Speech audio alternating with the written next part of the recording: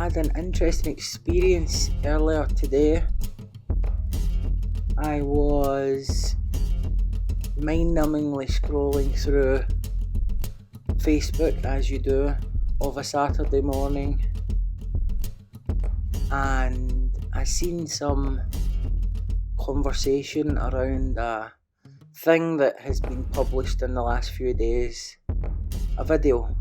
I won't go into any detail about it.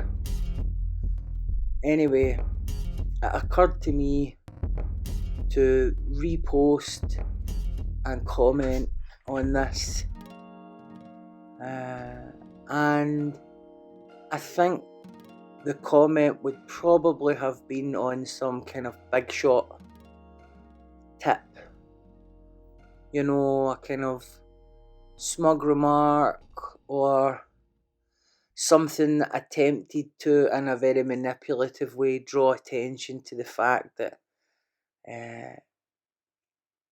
I'm the big guy, while trying not to say that directly. The sort of thing anybody with a modicum of awareness can see right through. And I started composing the post with a big smirk on my face, thinking this will be really funny.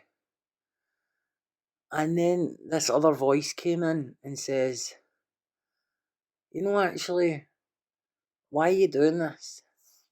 Why are you doing this, Darren? And that was like a sub-personality. And so we got into a little dialogue.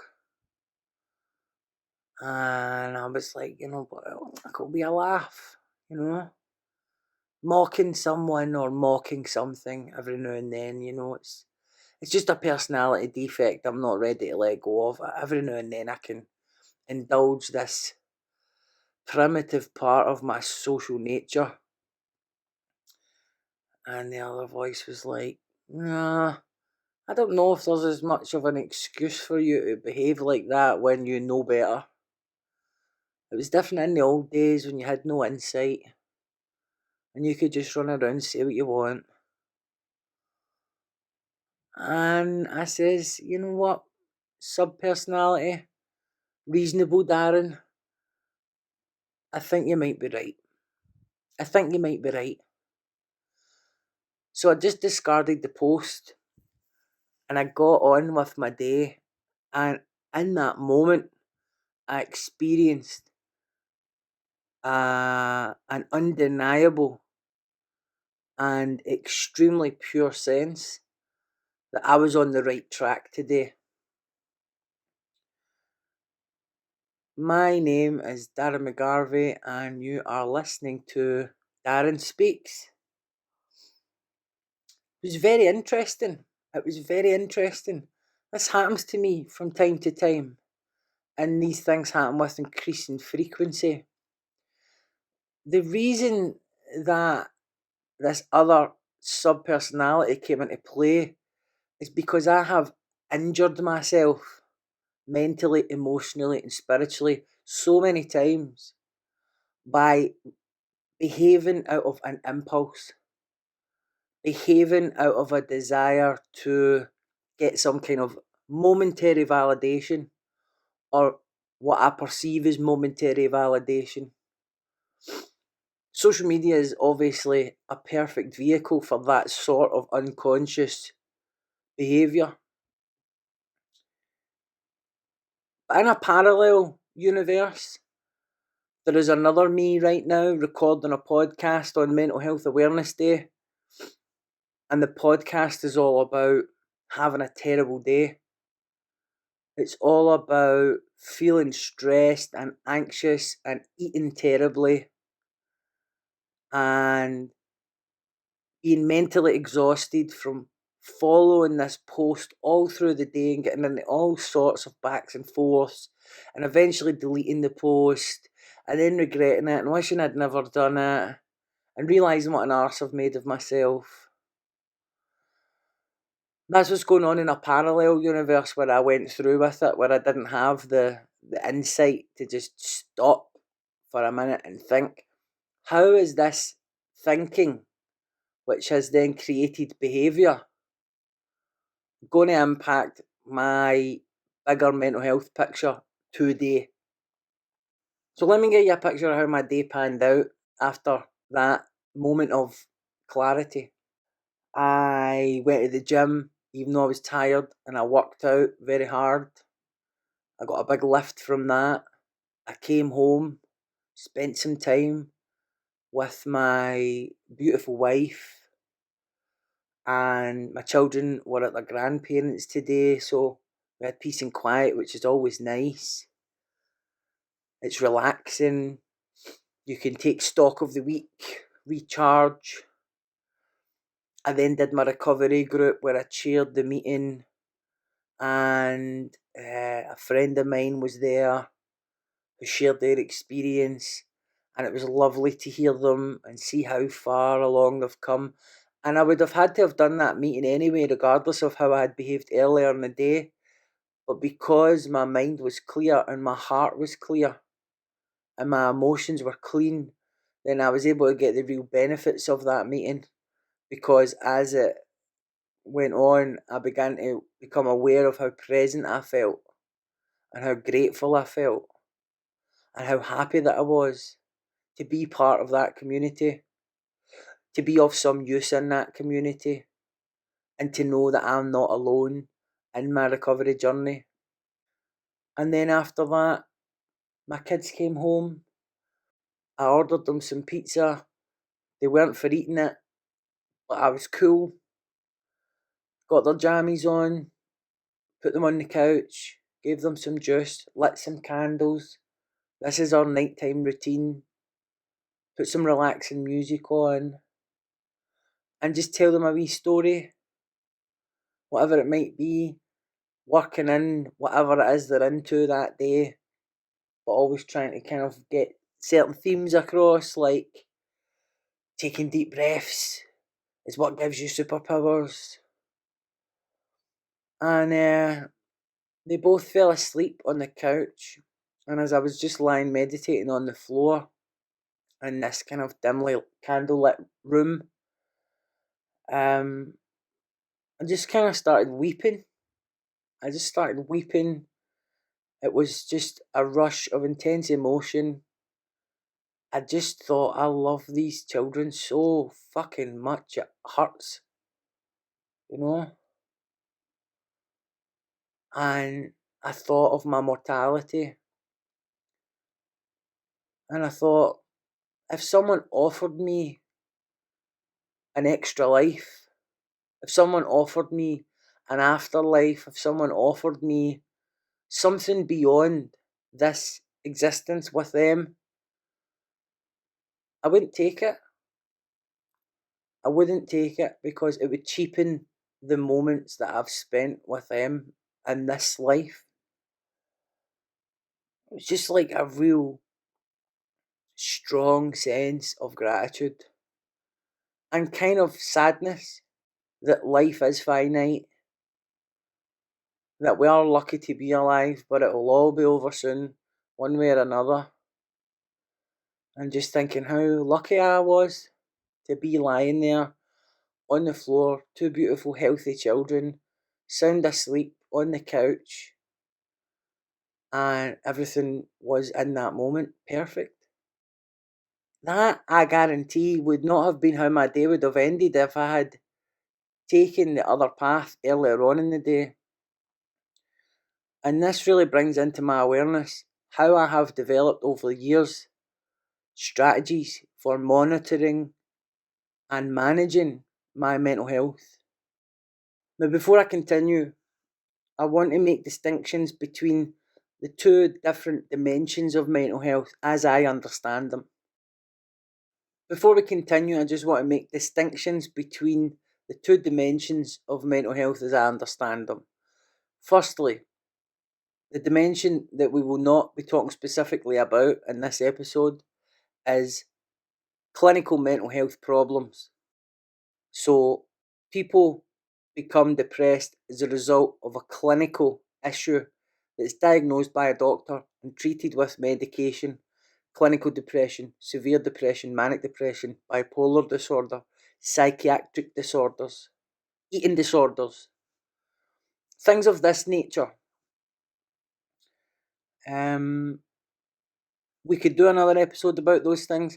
I want to talk specifically just about mental health in the sense that one day or 1 week you might find that despite the fact nothing else seems to be happening or that you're aware of, you don't have any underlying health problems, your life isn't particularly chaotic, everything on the surface seems to be going okay, but you feel awful, you feel frightened, you feel anxious, you feel fear, you feel shame, you feel dread.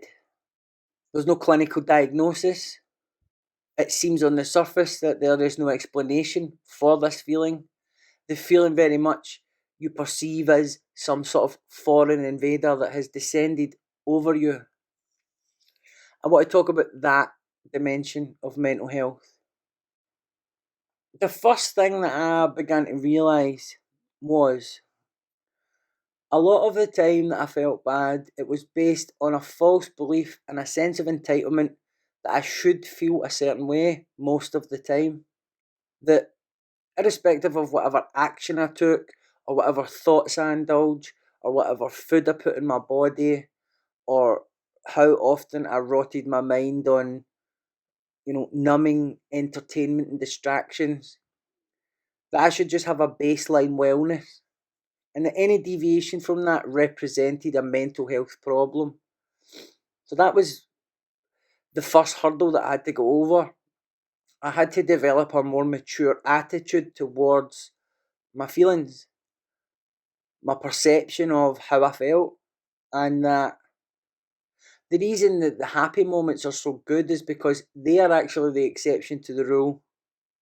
And actually, what life is about a lot of the time is unconsciously projecting forward into the future, imagining some kind of plateau that you're going to reach where you are going to think, this is it. I have arrived in life. Here I am. This is the shit. A brilliant moment. You know that feeling you get when you imagine arriving at the airport to go on holiday? Or that feeling you imagine how it will feel when you're watching a sunset on that holiday? Or even when you're just at your work and you are in what you thought was your dream job, but that suddenly is not worthy of paying attention to because you are projecting forward to getting home from work and having a bath. But then when you're in the bath, you're thinking about having a beer, and then when you have the beer, you're thinking about the junk food, and then you're having the junk food, you're thinking about the sex, and da da da da da. So the whole day, actually, your life objectively has been everything that you say that you want it to be, but you have just been chasing this other elusive feeling that you're imagining in the future at some other hypothetical moment. That is how I have spent a great deal of my life. And I still do that to this day, except I'm likelier to catch that and I'm likelier to rein that in for a moment and just try and become aware of where I am and savour that moment and understand that if I don't feel a certain way that I think I should feel, that that's okay. Now I'm at a point in my life where I have all the tools in front of me in terms of managing my mental health, so the decision is mine to pick up the tools. Every day I exercise, every day I aspire to eat well. I don't always manage to, but I'm on that journey. And it's in my mind, the understanding that if I eat well and consume healthier products, I'll probably feel a bit better. My energy will be more stable. I'll sleep better. So I've been kind of on that journey for a while. And this is the other aspect of it, which is if you have an entitlement to feel baseline wellness while also doing things that undermine your mental health, and you aren't aware of it, then you just get kind of caught in a cycle where the problem is a lack of insight. And that's been That's been something that I have returned to and tried to refine as I've gone forward. So I'm at a point now where the main ingredients of my wellness are the following: self-awareness, understanding that a lot of how I think and feel is a direct result of things that I am doing, whether it's lifestyle issues or whether it's contemplating a particular thought for too long, reminiscing on things, projecting into the future. So having the self-awareness to recognise that and try and bring my awareness back into the moment that I'm in. And I have a great life. So whatever moment I'm in, it's usually a great moment. If I'm at work, it's a dream job. If I'm at home, I'm a dad with a beautiful family. There aren't many moments in my life where I have reason legitimately not to feel happy and grateful. So if I find myself in resentment or anger or anguish or dread, it's because I'm doing something wrong or I'm not noticing something that's actually going on. And awareness and self-awareness is about having the tools to recognise that and draw a line under it before it becomes a depressive state that feeds back on itself. The second ingredient of my baseline wellness is social connection. And social connection that revolves around authenticity and honesty. So if I'm getting into a conversation with someone about what's going on in my life, that person can expect to hear anything about me that I wish to tell them.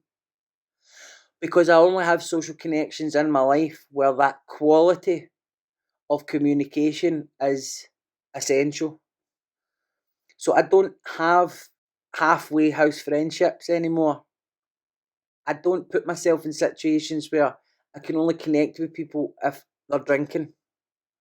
I pick up the phone or I do a meeting or even my partner or other people in my family. There's a high quality of communication going on that involves, and this is the next ingredient, honesty. Honesty is really important. Honesty can be about you revealing something that you're struggling with, or it can be about you making someone aware of something that they are doing that's undermining your mental health. Being direct, but in a compassionate and loving way. Honesty ultimately keeps me anchored in reality. Because when I'm being honest, then I'm breaking the power of negative moods, negative emotions, resentment, fear, self-seeking, dishonesty. These, for me, are the main ingredients of depression. And they're so subtle, and you buy into them so incrementally that you can create for yourself a very compelling reality where you are depressed because of X, Y, and Z in the external landscape. And sometimes that is the case. Sometimes bad things happen to us. Sometimes we get into arguments, people treat us unfairly. Sometimes our relationships become mired in dispute. Sometimes we are treated poorly by our employers. Absolutely. The thing that I've noticed is that no matter how badly I feel in any given moment, the feeling only lasts for a certain amount of time unless I continue to dwell on it. So I give a negative emotion more resonance by refusing just to let it pass in its own natural lifetime. Feelings like anger, and not good clean anger that's healthy to express, but just pure resentful fury. And it comes over you in waves and waves. And actually, you realise you're making yourself angry after a while. Honesty breaks the power of all of these things because you just tell someone, I am such and such. I feel such and such. this is such and such. And you don't cover it in bullshit so that you can make yourself look a certain way. You don't think too much about how you're going to say it. You're just honest. You're just honest about whatever it is. I had someone I was talking to a few weeks ago, a friend of mine, he was struggling. We went through all the possibilities of what was wrong. And then just at the end of the phone call, he didn't even think it was that important. Then you find out he's got mates who are coming in and out of his house all the time and staying there. Suddenly it dawned on me what the problem was. He needed his own personal space. He lived in a small flat, but he had such a desire to please his friends that he couldn't just say, guys, make it 2 nights a week if you're going to drop in, because I need some time on my own to look after myself. I need some peace and quiet. I can't be having people sleeping on the floor and sleeping on the couch when I get up in the morning. I need time to get my head straight. And these are the things that can contribute to our mental health deteriorating. All of these little moments that seem unrelated, all of these little instances where we aren't true to ourselves, where we undermine what it is we really want in our lives, then we create the conditions for a mental health problem to emerge. Now, it can sound heavy, complicated, and exhausting. How could you just go around like contemplating all the time, tracking your emotions and your thoughts and feelings, and what ones should you be having, and what ones this, that, and the next thing? But actually, it's far simpler than that. And for me, it's all about how you begin your day before the thoughts get in. Because if you begin your day in a certain way, it's about straightening your mind, directing your thinking, then you begin very much with a clean slate emotionally. And so then anything that comes in and disturbs you intermittently, it's very easy to pinpoint what it is. But if you just begin your day and the first thing you do is just turn your phone on and start scrolling through Facebook, or turn the telly on and start watching the news, then unconsciously you're just inviting in other people's bullshit into your mind before you have even planted a flag in your own day. And if I want to have a difficult day that then becomes a difficult few days, that then becomes a difficult few weeks, then that's how I start that process. I just wake up, I turn the telly on, I scroll through my phone, I get involved in other people's nonsense, and my true essence just vacates the premises, and my ego just comes in. My ego being the constant conversation that I'm having with myself about me. World Mental Health Day, eh? I always find mental health a difficult thing to discuss because, on one hand, it's something that has to be treated with immense sensitivity and compassion, and everyone is unique and everyone requires a different sort of support. So, someone who's in the midst of a mental health crisis is not going to benefit much from being told that they should eat better and go for a jog. Just as someone who is experiencing moderate to severe feelings of mental discomfort after a period of relative stability doesn't need to be checked into a secure unit. The difficulty comes when we're talking in generalities like this. So, right now, there might be someone listening who is in a severe mental health crisis. Perhaps they're feeling suicidal. Perhaps they're contemplating the means by which they are going to end their own life, and that these thoughts of self annihilation seem like they're never ending, and that they are going to eventually kind of climax at the moment a person decides to strike the final death blow and rid themselves of those dreadful feelings. Even if you are in that moment, even if you are contemplating taking your own life, there is still some actions that you could take just on the off chance that what you're actually experiencing is a negative feedback loop. She's a product, potentially so many things. And that in reality, were you to strike the death blow, however you choose to try and end your own life, the minute you do it, you'll regret it. Just imagine that that is possible. That the mindset of feeling suicidal is so strong, so compelling, that so many people fall it to the very cliff edge of existence.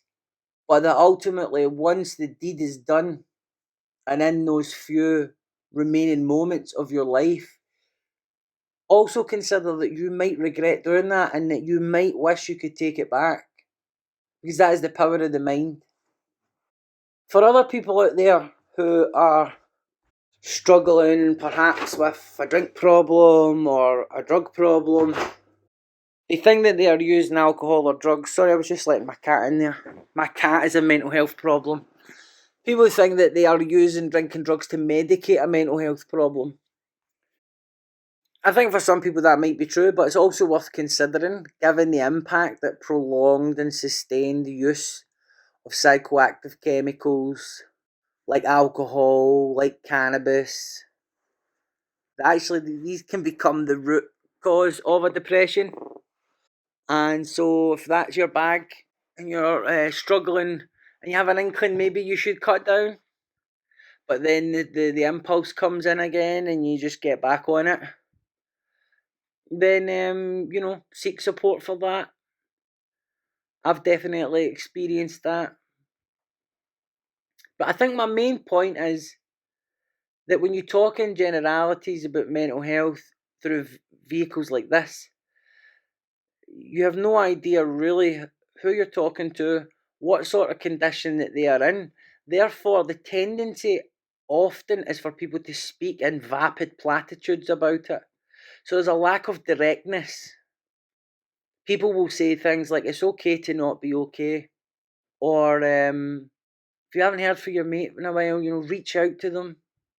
You're not alone. And while I understand and in many ways endorse the sentiment of such messages, I don't think that those are the sort of messages that get through to people that are really struggling. I think what gets through to people that are really struggling is a high level of disclosure from someone else.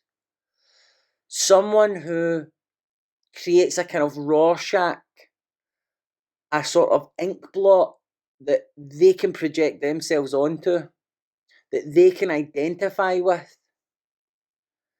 So saying it's okay to not be okay is fine, but actually it would be more useful not to say that and just talk about a recent mental health crisis that you have had and how you dealt with it.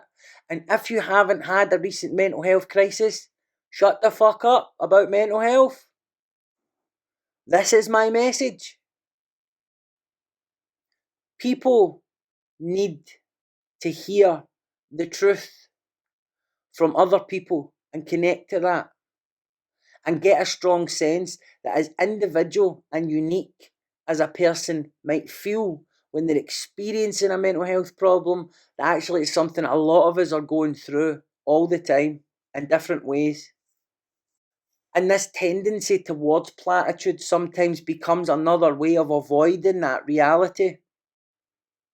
This is what I love about the recovery community, and in many ways I feel bad for people who don't have addictions or they don't have problems that require daily management, because they kind of in a way they miss out on what the recovery communities have to offer, because in a recovery community we understand that the key to our well-being is acceptance of ourselves, of the world that we live in.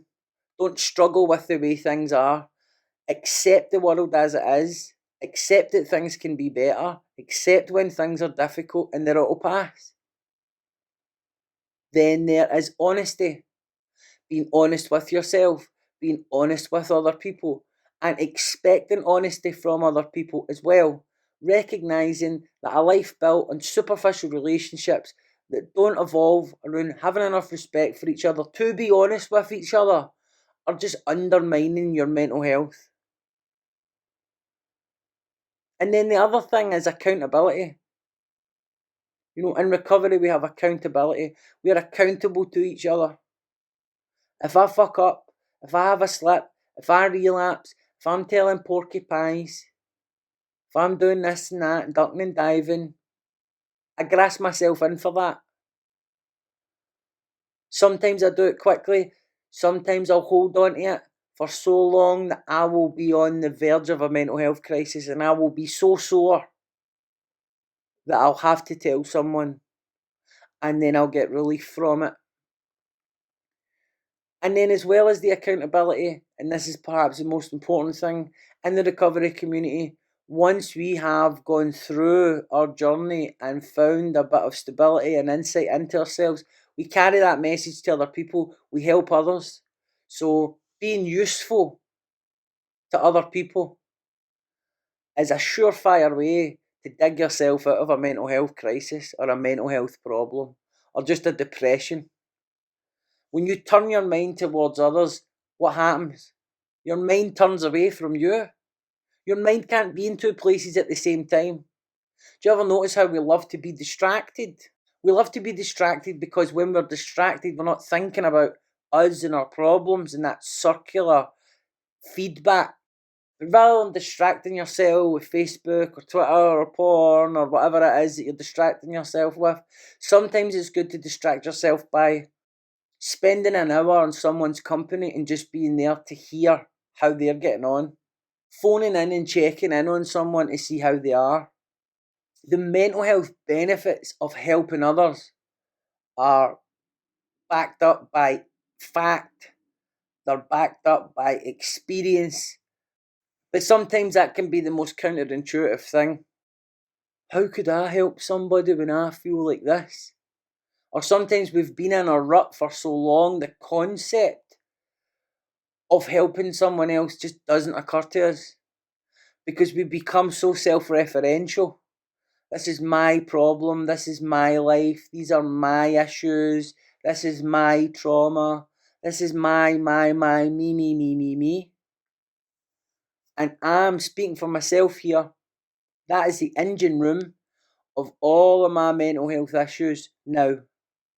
If I'm not drinking, I'm not using drugs, I'm not behaving like a loony, there's a direct relationship between self-involvement and emotional pain.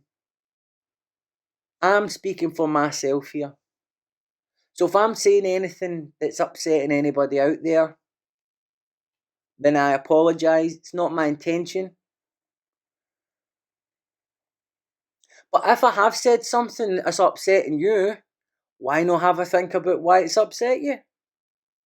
Does the feeling begin with the fact that you're upset and does it end with the fact that you're upset? Or is there a process of inquiry about what is it about what I said that has kind of led to a disturbance in your emotional world?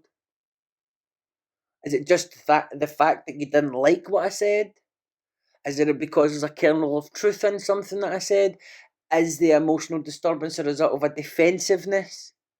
I mean, I don't know. I don't know you. So I couldn't tell you. But what I do know is that when someone says something that I find upsetting or I find disturbs me in some way, then 9 times out of 10, I'll have a think about what it is. That other 10, 1 out of 10, obviously, I'll just go rage like everybody else. But again, that's partly about the maintenance of my mental health. If someone says something that I find offensive or shocking or what is it about it that's upsetting? Because if I can understand that, then I can better arm myself not to be emotionally affected by something that someone else says. Whether it's serious or not, whatever it might be, am I going to allow someone else to rob me of my peace of mind? What's more important? That I demonstrate that I'm upset about something? That I express that someone has said something to upset me? Maybe it is. Who knows? But could it also be, for me, on a particular day, about recognising I don't want my day or my hour or my next 10 minutes to be derailed because I'm having an adverse reaction to what someone else thinks about mental health. I think one of the good things about this era is that there are lots of options out there. Obviously, there aren't a great deal of mental health services, but I can tell you that mental health services, particularly the public mental health services, they're not great. And you will get just as much benefit if you're not suffering from a clinical mental health problem of talking to a good friend once a week for an hour as you would for waiting 6 months to go and talk to a psychologist or a counsellor who's probably just in bad a nick as you. That's how I truly feel. That's been my experience of mental health services. I've seen them all. Cognitive behaviour therapists, neurolinguistic programmers, clinical psychiatric nurses, doctors, you name it. I've sat down with them and I have had just as much benefit and insight from talking to a friend who is not a complete idiot, who has a certain level of experience in life, who lives responsibly, who's not running about getting mad with it all the time, lying to themselves. There's space in our lives for those people too. But when it comes to dealing with our problems and really trying to look ourselves in the eye, we need to be surrounded by people who understand something about how to live. And that is my message for the world on World Mental Health Day. I've had a lovely day. I am working early tomorrow, getting picked up at 20 to 7. And I've really been enjoying my job this time around, filming this new documentary series and really bringing to bear all the lessons from the first time around, where I was just a rabbit in the headlights. A book had come out, it had become more successful than I would ever have imagined, and I was in such poor mental condition that I couldn't enjoy any of that. I had every job I'd ever wanted offered to me in the space of a few months. Before I knew it, I was filming a TV series, taking painkillers in the car, thinking about scoring drugs off of the people I was interviewing in crisis. And that was a bad mental health picture. And that all came out of me not connecting with people, not being honest with people, having no accountability in my life. Just walking around on my own, thinking I'm going to think my way out of problems that I've created through thinking. That's the true essence of madness.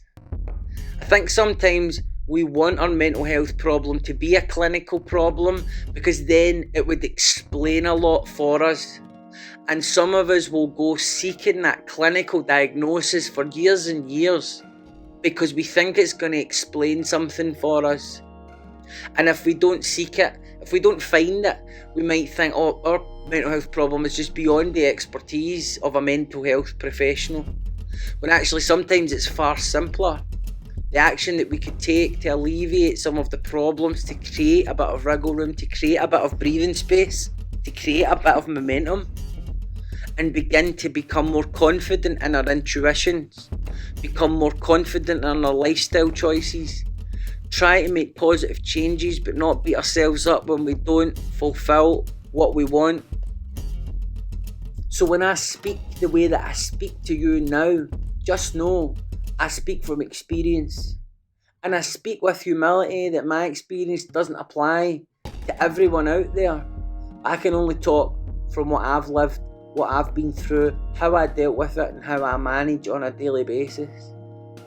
And I couldn't manage my life without all of these ingredients of just baseline wellness. Even on a day where I don't feel good, I can still function to a high level. Even on a day where I can't concentrate and my mind is cloudy, I still get up and I try to do the same things that I do every other day. And none of it involves alcohol and none of it involves drugs. Anyway, I think I'm just going to leave it there. I hope everybody's okay. Don't forget to subscribe. And if you are listening on YouTube, then don't forget to give it a wee like and wee comment below. And I will catch you in a few days. Peace out.